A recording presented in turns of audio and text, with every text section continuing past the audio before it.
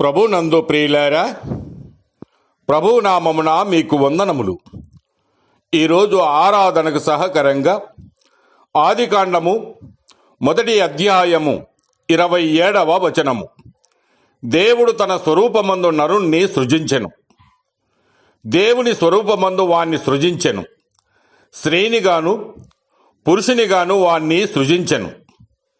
గమనించండి ప్రియులారా, మన ఆరాధనకు యోగ్యుడైన ప్రభును గురించి కొన్ని తలంపులు ధ్యానము చేద్దాం. మొదటగా ఆదాము స్వరూపము. ఆదాము దేవుని స్వరూపముగా ఉన్నాడు. దేవుని స్వరూపము అనగా దేవుని జ్ఞానమే, దేవుని లక్షణములు కలిగి ఉండుట. దేవుని పోలిక ఎటువంటిది అంటే అపోస్తుల కార్యములు 7వ అధ్యాయము 2వ వచనములో మనం చూస్తే, దేవుడు మహిమా స్వరూపిగా ఉన్నవాడు అనగా తన మహిమ స్వరూపమును బట్టి మట్టి ఘటములలో మనలను ఉంచాడు. పౌలు అంటూ ఉన్నాడు, కొరింథీయులకు రాసిన 2వ పత్రిక 4వ అధ్యాయము 7వ వచనములో, అయినను ఆ బలాధిక్యము మా మూలమైనది కాక దేవునిదై ఉండునట్లు మంటి ఘటములలో ఈ ఐశ్వర్యము మాకు కలదని అంటూ ఉన్నాడు. ఈ మట్టి మహిమ కలిగిన ఆకారమే ఆదాము. యోహాను సువార్త 17వ అధ్యాయం 25వ వచనములో, నీతి స్వరూపుడగు తండ్రి, లోకము నిన్ను ఎరగలేదు, నేను నిన్ను ఎరుగుదును, నీవు నన్ను పంపిదవని వీరే ఎరిగి ఉన్నారు. గమనించండి ప్రియులారా, రెండవ విషయాన్ని మనము ఆలోచన చేస్తే, ఆదాము దేవుడు దయచేసినటువంటి స్వరూపాన్ని పోగొట్టుకున్నాడు.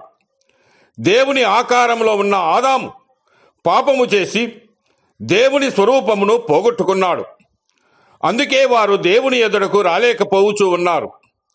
అందుకు అతడు, నేను తోటలో నీ స్వరము వినినప్పుడు దిగంబరిగా ఉంటిని గనుక భయపడి దాగుకొంటినని దేవుడితో ఆదాము అంటూ ఉన్నాడు.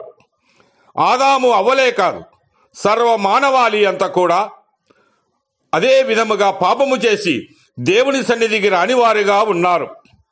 అలాగనే మూడవ విషయాన్ని మనం ఆలోచన చేస్తే, పోగొట్టుకున్నటువంటి దేవుని యొక్క స్వరూపాన్ని మరలా పొందిన ఆదాముగా కనబడుతూ ఉన్నాడు. అది ఎలాగూ అంటే, దేవుని ఆకారమును పోగొట్టుకున్నటువంటి మానవునికి మరలా ఆకారమును ఇచ్చుటకు దేవుడే దిగి వచ్చాడు.